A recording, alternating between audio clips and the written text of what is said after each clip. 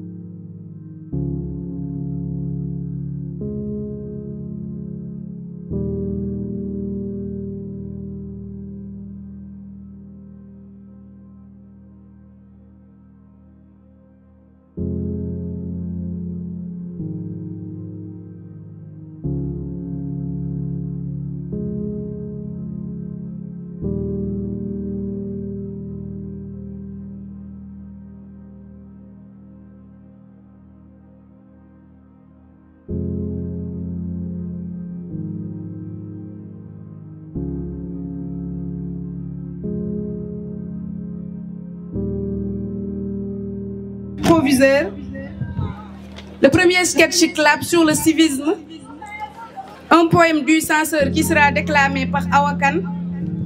On a l'allocution du président de l'APE, la prestation du club karaté, la prestation du club gym, le discours de la présidente du gouvernement scolaire, mademoiselle Ndeye Khady Thiam, la prestation du rappeur E-Boy, IFRA.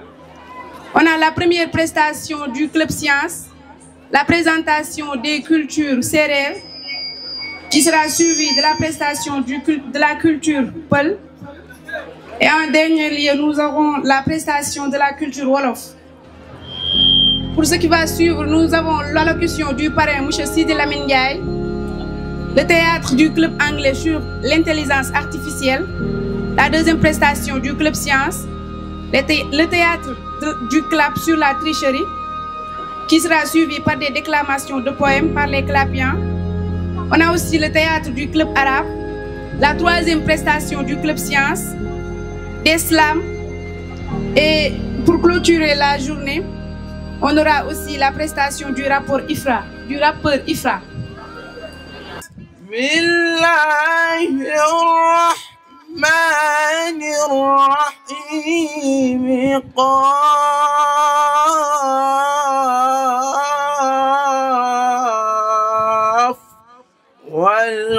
والقرآن المجيد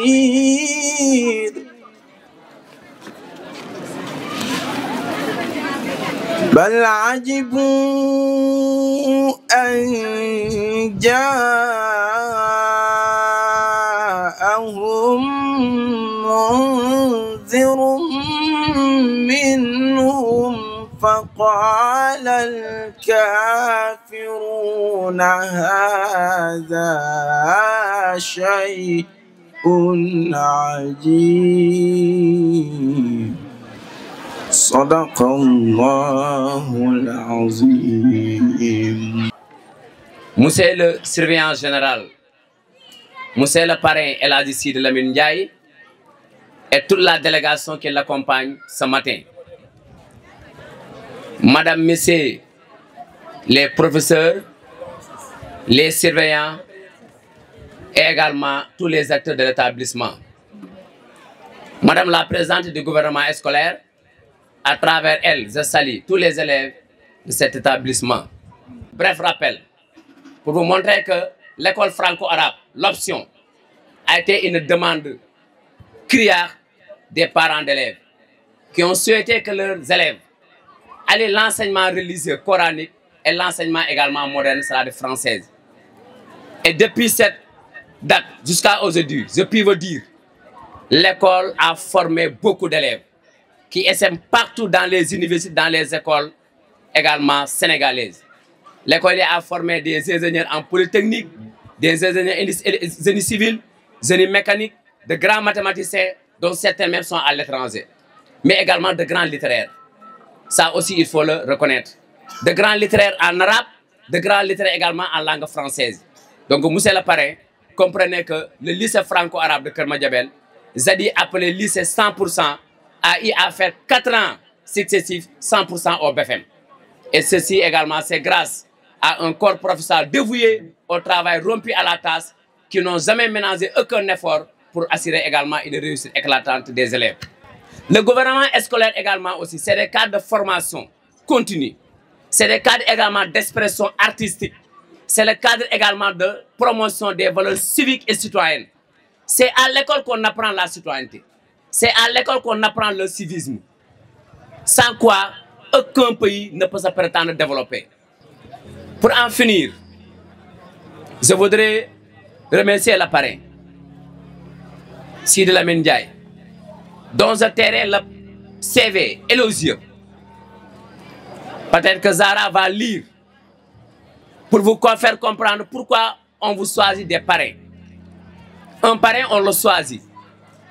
Wolof Ndiaye mu ne pour le tuddee doom naw na sa jikko ku la tuddee doom desuloo dara ñun dañoo naw Sidi Lamine Ndiaye. C'est pourquoi on voudrait vous offrir Sidi Lamine Ndiaye comme modèle de persévérance, comme modèle d'un cadre, comme modèle d'un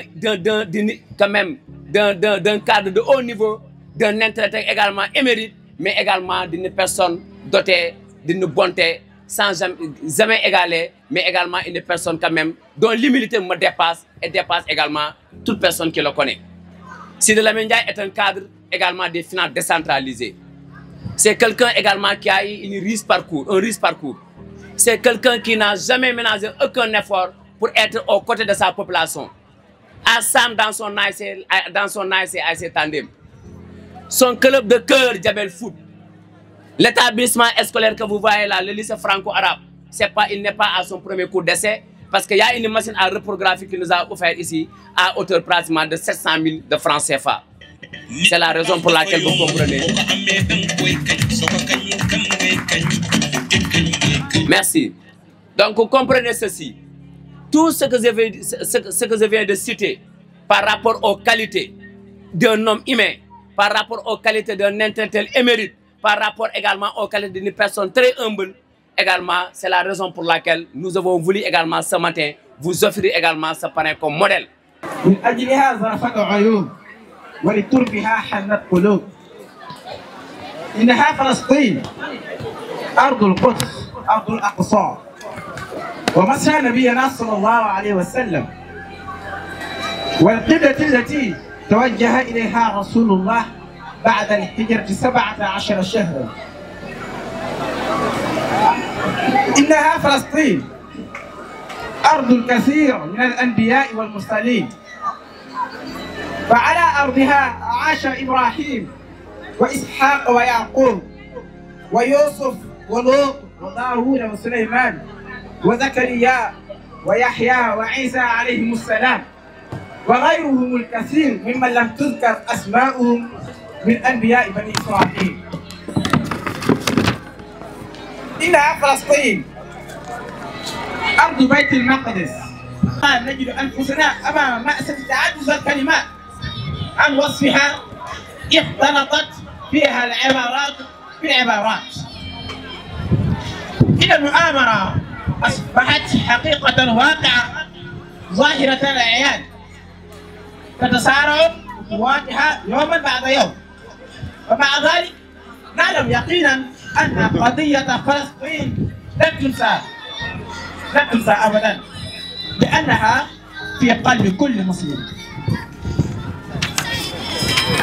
ñi nga xam ne yéen lañ bokk ak islam ndax yéen a ngi yéeg noteel gu métti gi nga xam ne ñu ngi koy def suñ mbokk yooyu ca Palestine waxuma dara waaye buñ ko defoon fii ci Kaolack wala ñu def ko ca Touba wala ñu def ko ci Tivaouane nga gis nit ñi di jaay bari wax ngir na mbiru tariqa kese. dëkk bi nga xam ne mooy Palestine ñoo ngi dund lu métti ci ñuy rey ay nit di toj ay juuma. est-ce que ñun ñoo ngi koy yéegal suñu yaram est-ce que ñun ñoo ngi yéeg ne am na lu xew foofu ca Palestine buñ ko defoon fii ci dëkk boo xamante ni amul sax jullit benn jullit rek moo fa nekk war nañoo fexe jàkkaarloo ak ñoom takkaayu ba dëgër fas yéene xeexe ak ñoom waaye defewuñ ko fenn fu dul Palestine dëkk bi nga xam ne fa lañ njëkk a jublu di julli laataa ñuy jubli fee ca Kaaba ga defewuñ ko fenn lu dul dëkk bi nga xam ne fa la yonent bi tukki woon tukkeem bu sori ba waaye defewuñ ko fenn lu dul dëkk bi nga xam ne fa la yonent yàlla Ibrahim nekkoon fa la doomam Isaaqa nekkoon waaye fa la sëtam yi nekkoon Yaqub ak Yusuf ak Luutu Daawud wa Suleymaan wa Yaxya wa Isa mbokk yi ñoo ngi faweelu ñaaw ñoo ngi faweeloo xam ne xamuñu ko jullit warutoon a xëy di yeewu te métti lu wut li nga xam ne moo ngi xew ca Palestine am na ñoo xam ne yéegaluñ ko sa yaram ndax nee nañ dara xewul fa. Mesdemoiselles et messieurs, chers invités, chers parents, monsieur El Hadji Sidi Lamine Ndiaye, directeur exécutif de l'Association professionnelle des systèmes financiers décentralisés du Sénégal, cher président de l'APE, chers membres du personnel administratif du lycée franco-arabe de Keur Madiabel, à la tête desquels le surveillant général et éminent historien du lycée, chers argentières du lycée franco-arabe, je veux dire madame l'intendante, chers membres du corps professoral avec à leur tête les coordonnateurs de cellules, premiers collaborateurs de l'administration du LFA, chers encadreurs des différents clubs, chers doyens Al-Khatami, chers membres du gouvernement scolaire avec leur présidente, mademoiselle Ndeye Khady Thiam, chers élèves et chers parents d'élèves, que la paix du Seigneur Tout-Puissant descende sur vos familles et sur vos personnes. Par ailleurs, notre cher parrain est un financier de talent, mais aussi un écrivain prolifique. Cher public, j'attire votre attention sur le fait que notre parrain développe des compétences que les élèves, voire même certains de leurs professeurs, ont tendance à opposer. Les systèmes financiers impliquent certes des statistiques, des calculs, des mathématiques, mais cela n'empêche pas monsieur El Hadji Sidi Lamine Ndiaye d'avoir une plume habile et adroite. Moralité de l'histoire, chers élèves, arrêtez les faux débats entre les sciences et les lettres. Elles ne s'opposent point, elles se complètent. Ce sont des vases communicants. Comme on dit en Wolof, sortiti daftila.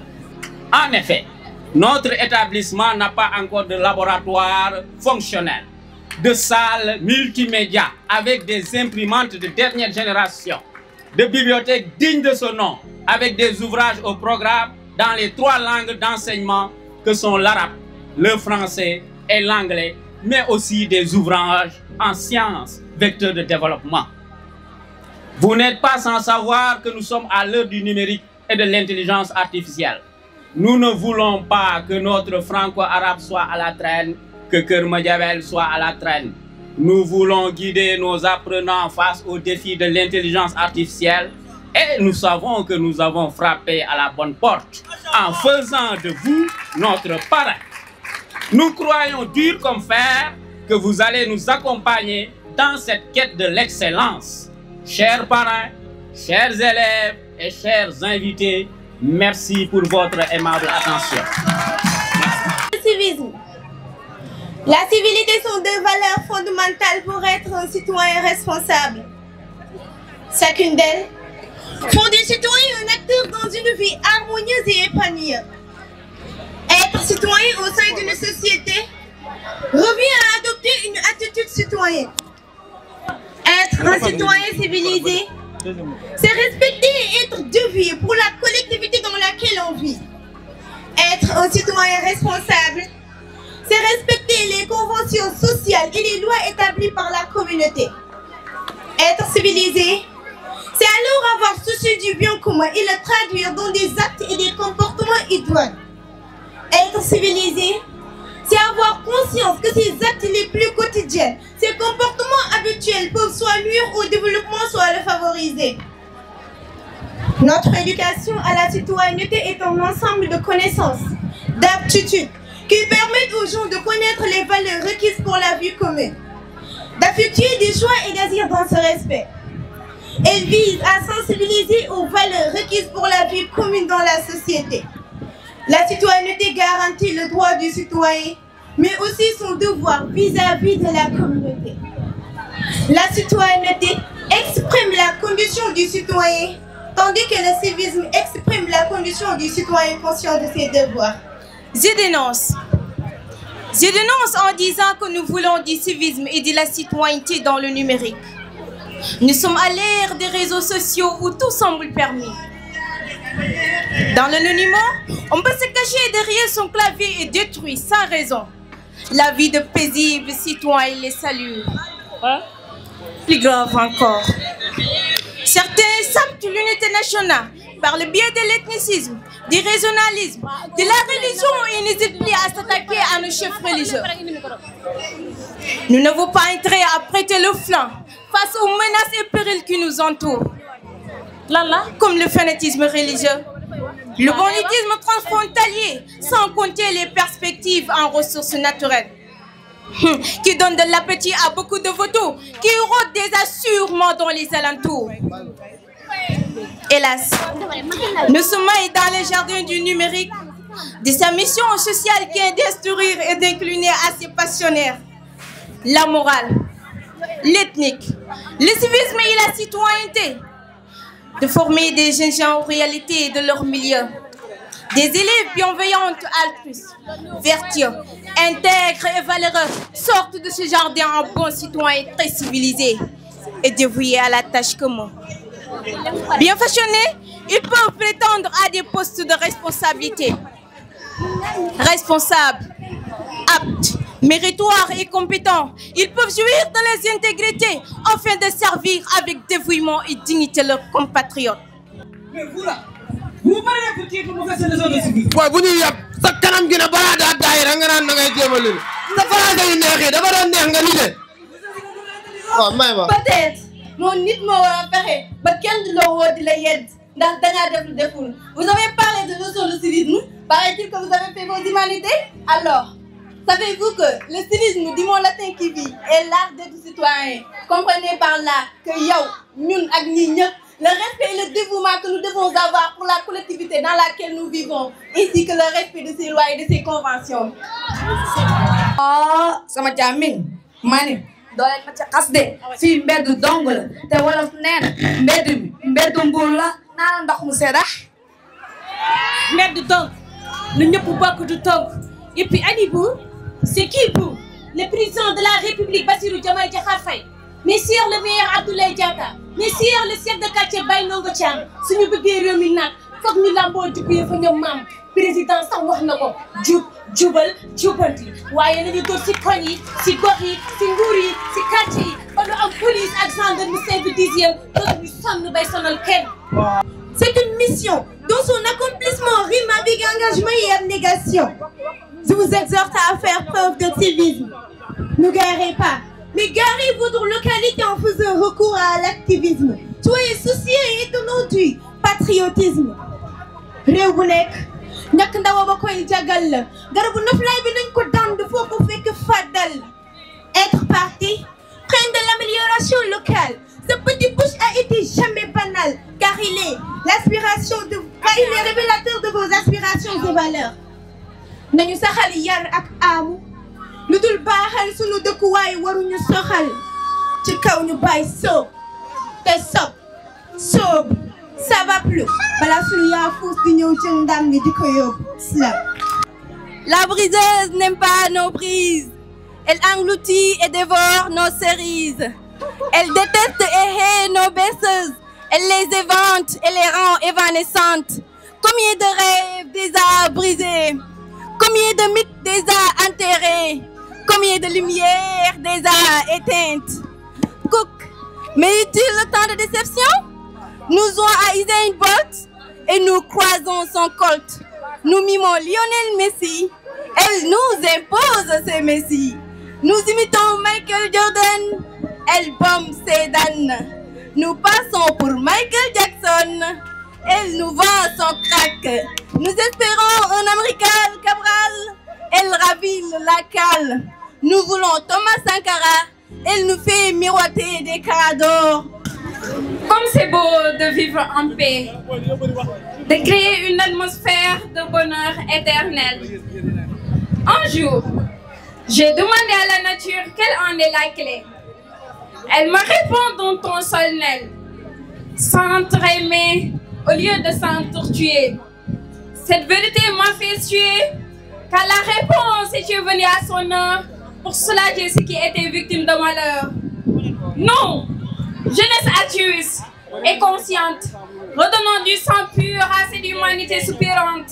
Elle a besoin de paix pour chantonner, elle a besoin de paix pour rayonner, loin de la faim, la misère, la galère, afin que le monde soit prospère. wareef ma jox la ndox nga tur ci mbedd ma jox la réewam lëmm nga suuxal leen ko nekk tànku neen bés bu ne xiif di ko xeeñ million nga teg ci benn ceen te naan du ma joxe ci neen sas bi ci réew mi bul sànk taalibe yi sëriñ be kuréel bi gindil ma taalibe yi dama ni bukki doful xeloo ma ko wër ngir am ci suuxuy dalay tër du la baal bu doon sax dafa fër ngeen mun a def boppam mbër jublang mooy gàllaajam alal ak nguur di sëriñam ragal dëgg moo ki ñoñam ku topp borom bi sànk liggéeyal maa bu antu sa leeru ruux faatu dëgg bu dul sànk leeru jamono nen na selaw ndax ñi def àddina seen ker ku alal tiital ñu ko sa xel jiital la ngay xuus di nelaw am ngir ay deret tuuru ay yuur xuur doo suur ñu lay buux nguur ngay fuur kuuru malaaka bi lay yot moytul bu lay cof ngay góor mbaa ngay jigéen baaxal ba ñu ne yaay góor gone day dëj ca cosaanam tekki far di waanam mag mooy xalifa royukaay ma soo yi war a far di jàddukaay mooy ki war a baax ki war a jub ki war a jubal ki war a jubbanti ndax ki baax sonnul ki bëgg a baax sonnul ki baax te bëggul ki baax kooko sonn slam. Aja si c'est bon. Très bien. Voilà, c'est un mouvement d'ensemble. Arrêtez leen. Voilà, très bien. Roulade avant, élevé, enchaîné, très bien. Équilibre fessier.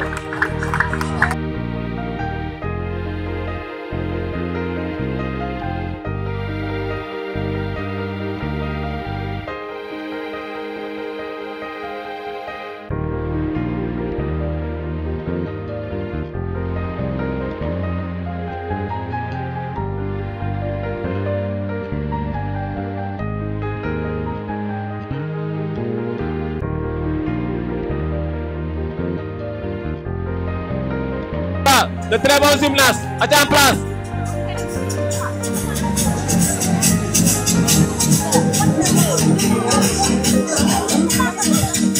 Très bien.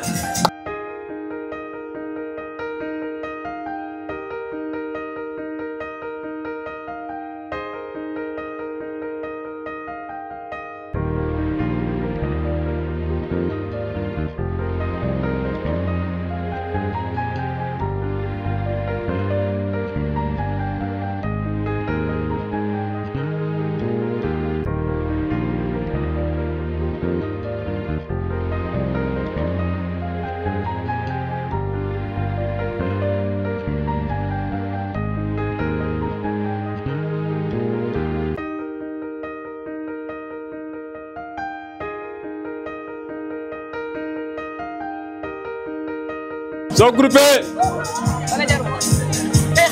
Planche corsale. Acha. Rondade. Très bien. Acha, il faut les encourager les gars, il faut les encourager. Très bien. Voilà, attendez-le. Voilà, très bien. Appui costal, appui dorsal, facial. Très bien. Écrasement facial. Chandelle non tenue. Et on se relève en I2. Roulade arrière, jambes tendues serrées. Enchaîné écart.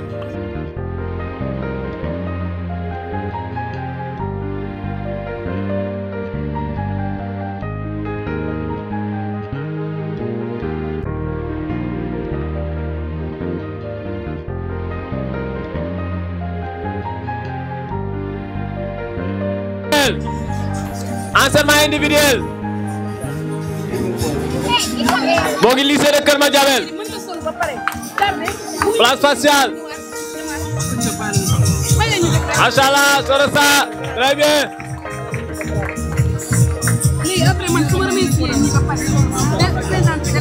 may leen ko loxo waay encouragé leen ko voilà.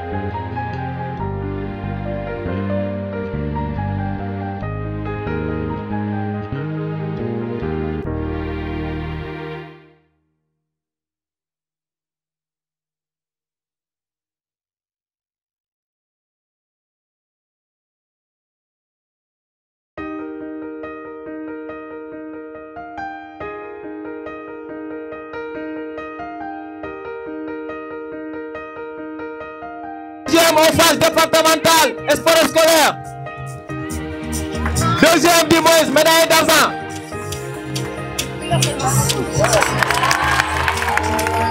C'est un pur talent. Un élève très promoteur. Amul yax de. Waaw. Très bien.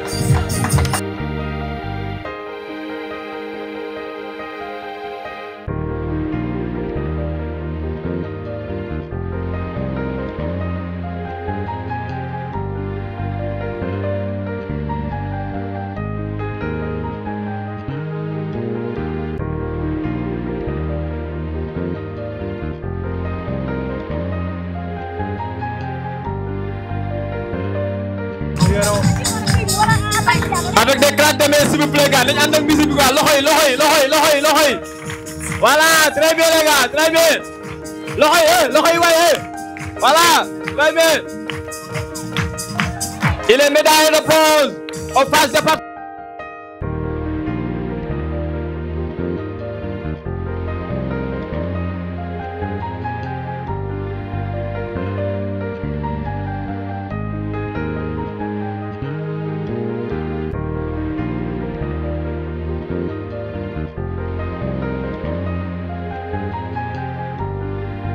Je déclame l'islam, c'est Cheikh al-Islam.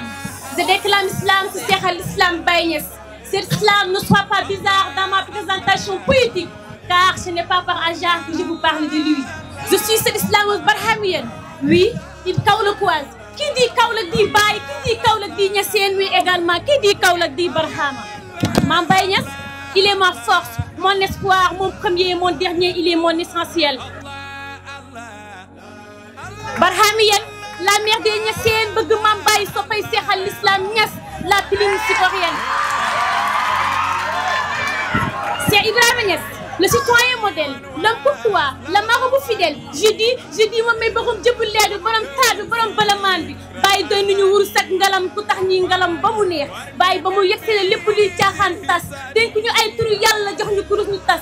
bëgg ñu soppaloo suñu xol yi dugal faas. xooli ndaw yi fi tilimoon Baye yaa ko liggéey xayru naas weeru gàmm bii mbiri na foo gis paas Baye yaa ko liggéey xayru naas yoonu aljanna Baye yoonu jox paas maam Astu Janqa yaa fi am koo xam ni am ko doy na tàmm sang araab yi ak a xaja fay yaa suri sànni yaa suri jànni dama ni sa doom di rek lañ ci gis muy nit ku ñuul ko naari këm di ko daggan di dem këram di tar bi yoo ko xam cëram liñ gis ci Baye si xeeti xam ak wilaayam mos a am gastul ba gis ku mel ni Mam Baye Niass boo ko xamee bul yàlla bul dem safara ma ne Baye fu mu dem dañ ko gane mooy jiite mboolem ña fa ne góor ak jigéen mag ak ndaw Baye batoor la kenn la ku yàlla buur bi tànn la ku mu defal teraanga la taxawlu leen taxawlu naa ñu ñaan ko ci buur bi rabbana mu tàggatal ñu aljana keroog mu may ñu barke Baye ci li mu tëggee ñu moom abal xalbu millah an yakuna mutayamma xalifa xaraani nabi muhayyama boyam bi nag may naa ko sama sëriñ Ahmadou Diop Kébé moo ma jox tariqa Tijaan ci barke Cheikh Mouhamadou Maye Aliou Cissé miskin su xaale nga suñu ruux ya suuxoon si dulmaan ñu ñoom min ka mu baal jën ba weer senangaat si lii ma xaatu ko téebe ba mu xool asamaan war na jug bay sàggan te topp say waaw rabbul jalil la ko fal jox ko mantu rabbaan fal ko muy fari doomam si wal na labdaat watakun umatan loolu la wax fa laawoo ku toppi ndigalam xam ilaahi naasu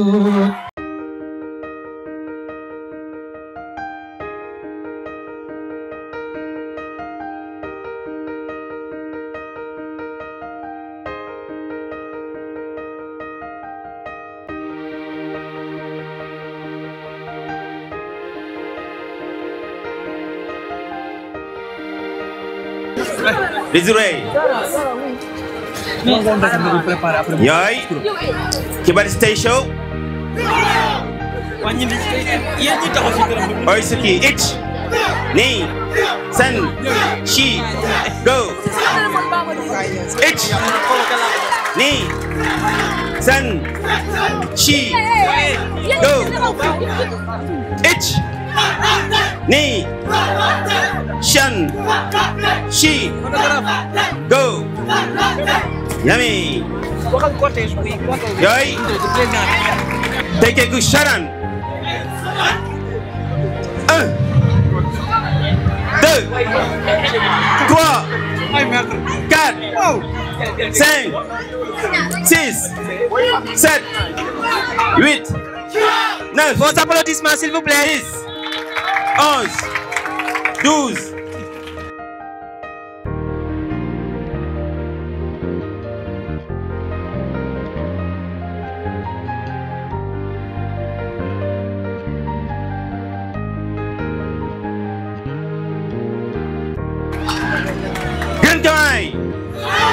On avance Grand Bray. Ich. Ni. San. Maïté. Ich. Ni. San. Daoulé. On avance Uchi ok. Ich.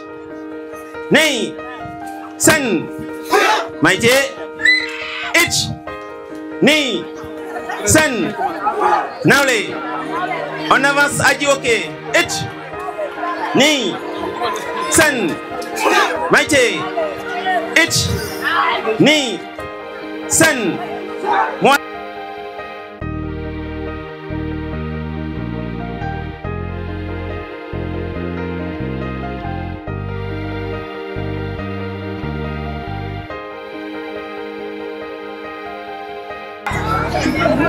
Tori Uke.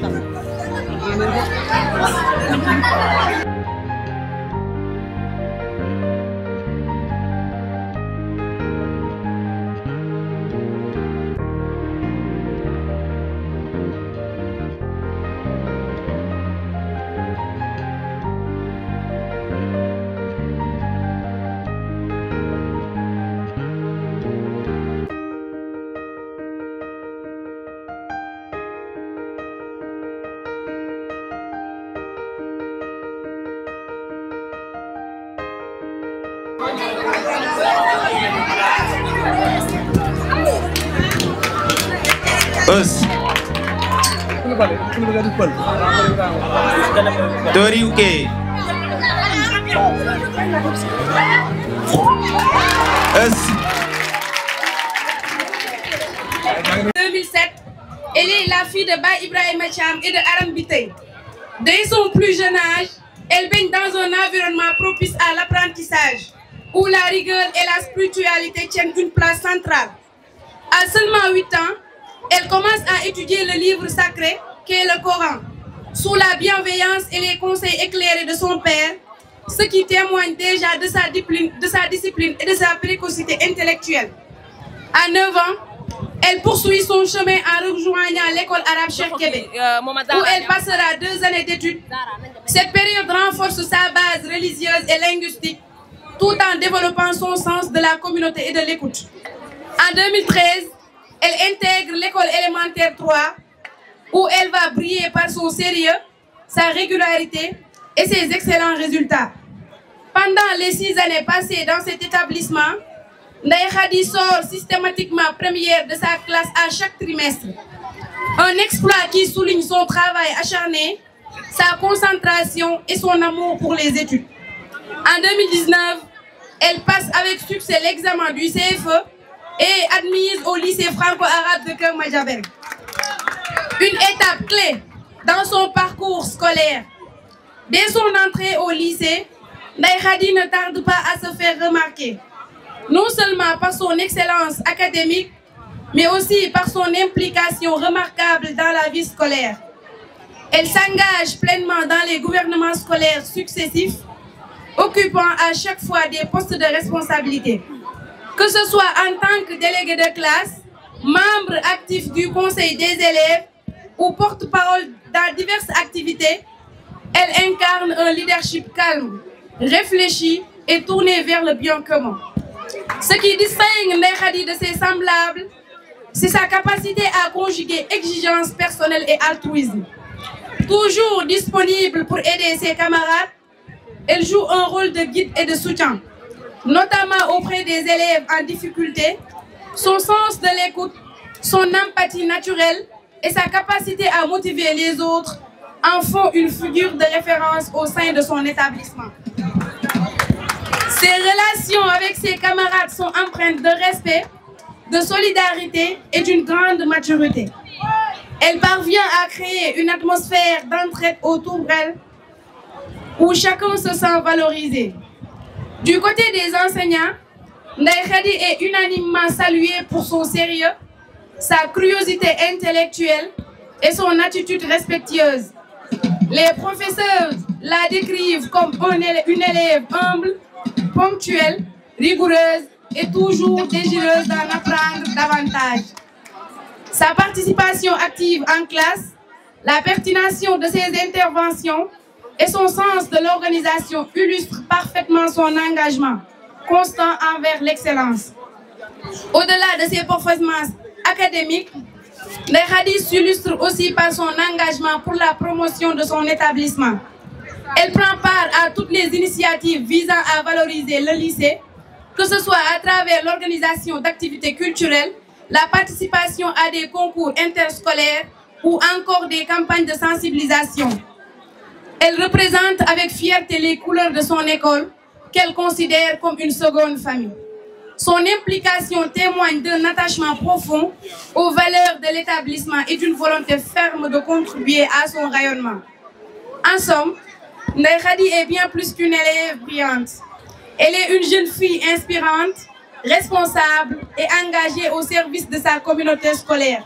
Son parcours, ses qualités humaines et son dévouement sont les marqueurs d'un avenir prometteur où elle continuera sans nul doute à faire la différence. Chers censeurs, chers parrains de cette journée, monsieur Sidi Lamine Ndiaye, chers professeurs, chers camarades d'élèves, mesdames et messieurs, avec toute la délicatesse d'une plume sur le papier, permettez-moi d'abord de me dévoiler.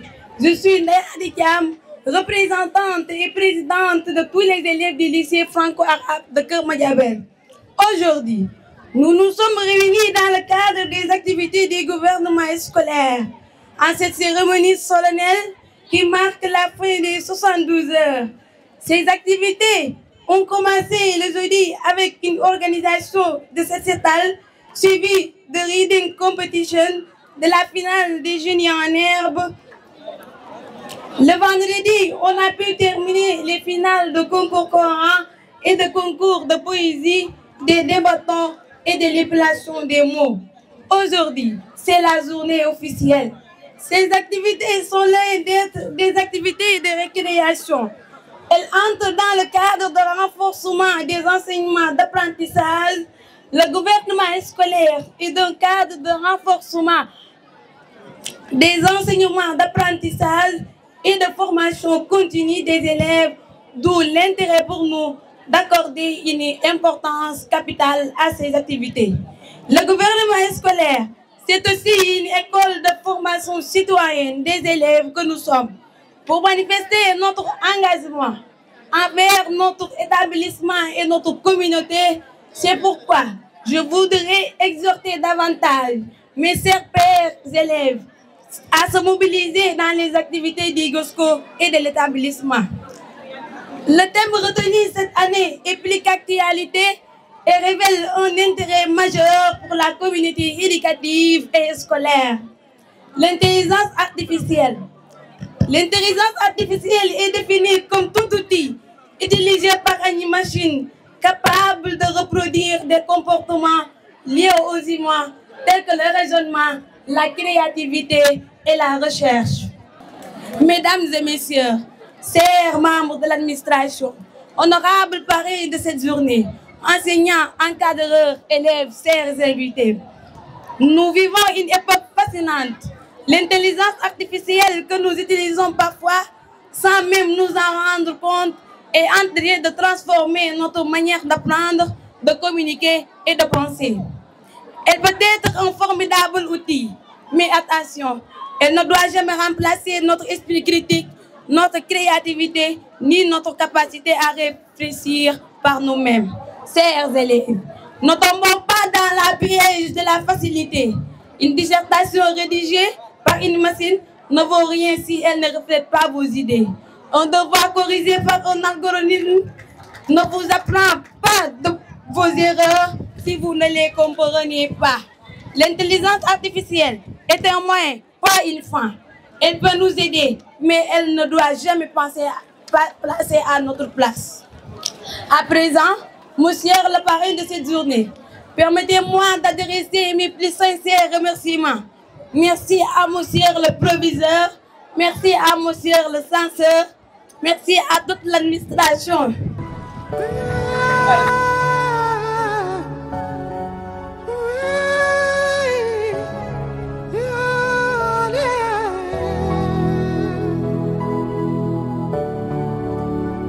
aduna heli wali jali so wana mo yeli dañata ko ñaami so wana mo yeli dañata dole ndare aduna koy funti foyde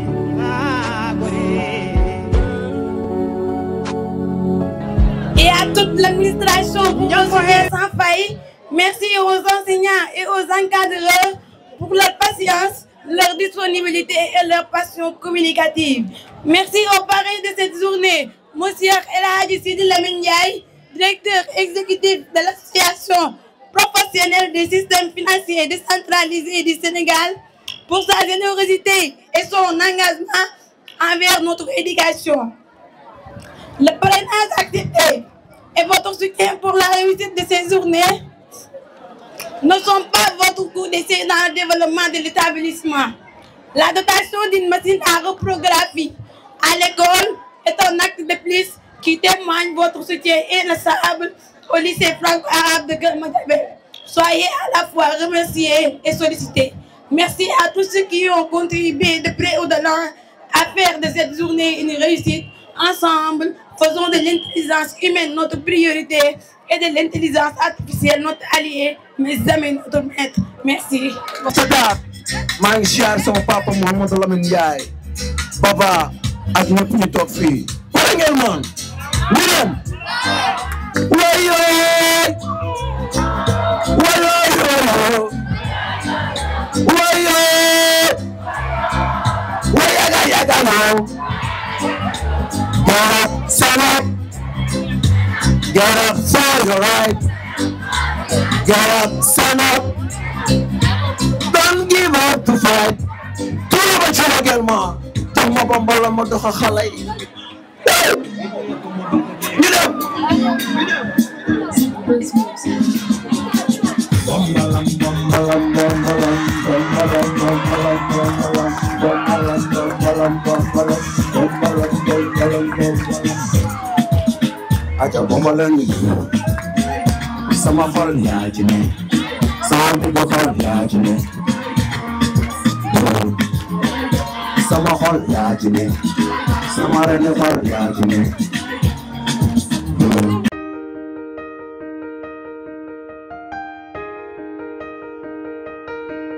À l'autre pile du générateur. Et le lycée. Mais ici.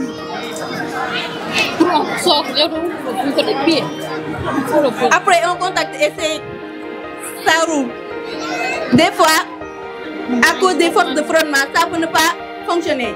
Mais dans ce cas, on utilise d'autres générateurs pour renforcer la tension. Non pas l'intensité du courant, mais la tension pour qu'il roule. Adman yakan khole man yakan ndi ma joxondan mangasi gasengor fo joyne jongorif khole manotano damu papa jare bososo akaba mbutore olam jogo jiye balka jangi sengor matof jekkate men konjo bajo waxe chonga malda na jumani go konjo bajo waxe chonga malda na jumani go mat ma yakor waxe chonga malda na Najumanigo. Sandene nyaki yankala jom Najumanigo. Sandene mado hanjaga jom Najumanigo. ku nekk ci turam ak santam ñoo ngi lay fay séeréer waaw di leen wax ne ñoo ngi nii séeréer yaa ngi nii ñu bëgg leen présenter lii nag waaw dama koy wax si séeréer am na ñu dina ko wax si wolof ça waaw boo déggee séeréer nag ñëpp xam nañ ni séeréer quoi o séeréer ref oxa andoona yee o séeréer ande caaxaan oxu lene séeréer lay fula xu lene séeréer lay fayda xu lene séeréer lay fit xu lene séeréer lay fula fo jom fo ngor fo dignité fo fidélité waaw ke koy i ngara in na keke ref na ñaamel in séeréer keke refu plat préféré in quoi ngurban xu lene séeréer lay ngurban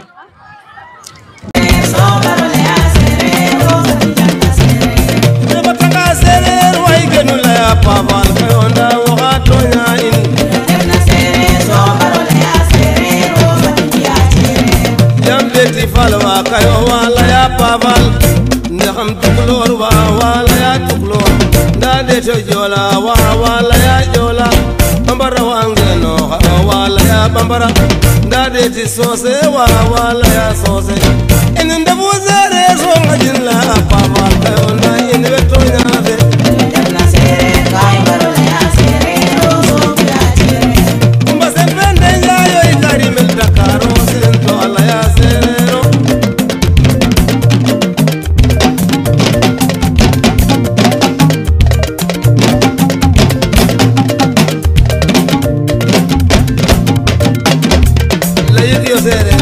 lakin fay pari ala ya asere wata mir sel beti ala ya asere ablay tourtas ala ya asere ete emesen dirike ers ala ya asere ete ablay mboj directeur abd ala ya asere ete alitelo berfe na patar ala ya asere imanteni diouf madame camara soki ma bourmaye kimyo ibusar ibusarok sar soki ma fatou sar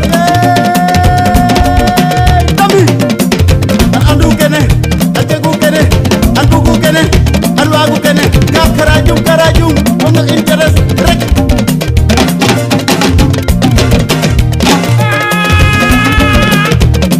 nambay yana bal simo digare di walay injagu kene imbugu kene imbiyu kene inlayu kene karajum ono interest rek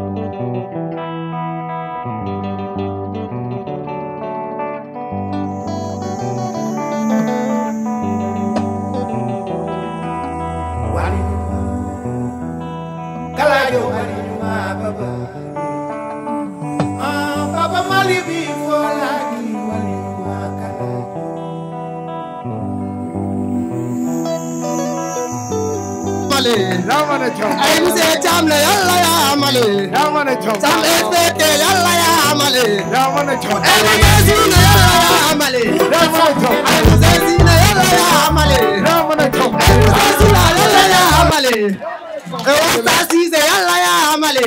yaa mën a jom Ousmane Thiam ne yàlla yaa amale. yaa mën a jom madame Sirbe yàlla yaa amale. yaa mën a jom Jamba Yalam yàlla yaa amale. yaa mën a jom Bayala. nañ ko bàyyi boobu après de 10 minutes la ñu am.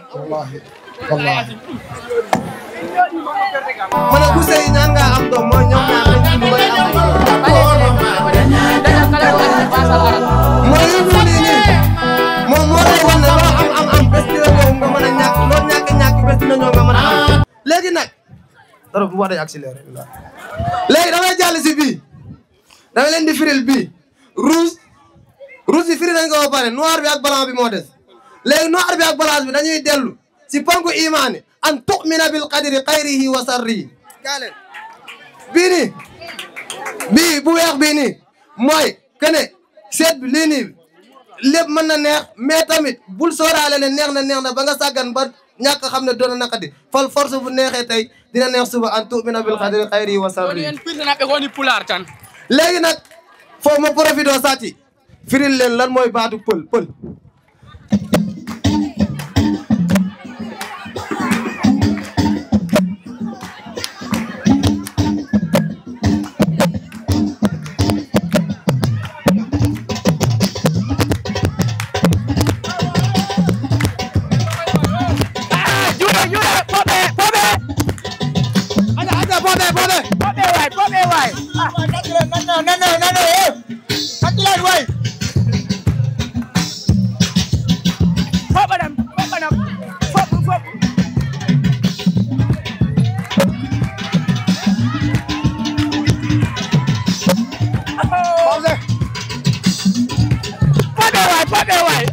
Tatulan waay guys, tatulan walo. Ko hota tabo dum waay. Ko tammi ben kam do wana on tabo.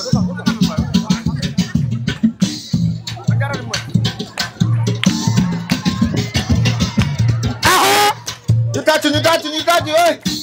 Koron ko yetene kam koron ko.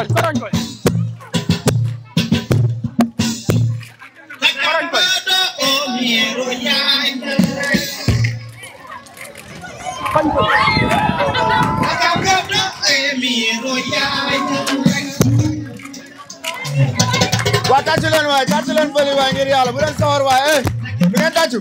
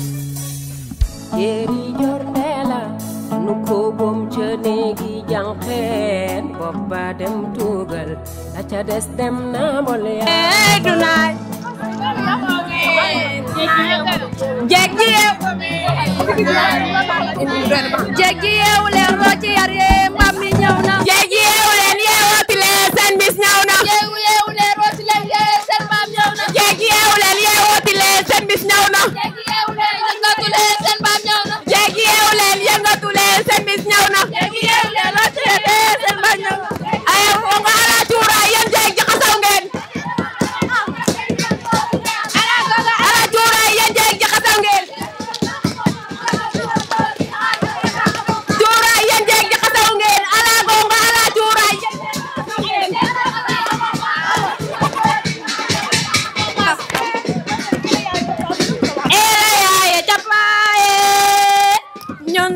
naar bi laaj na capaaye yaay capaaye ñun suñu xaj bi am na capaaye yaay capaaye ñun suñu naar bi laaj na capaaye yaay capaaye ñun suñu maam bi laaj na capaaye yaay capaaye ñun suñu naar bi laaj na capaaye yaay capaaye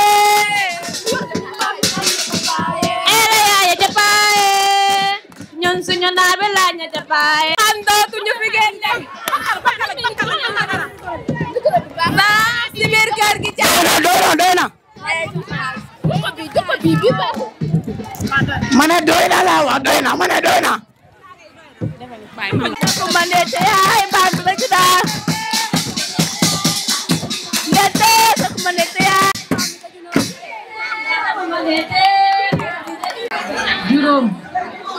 juróom benn juróom ñaar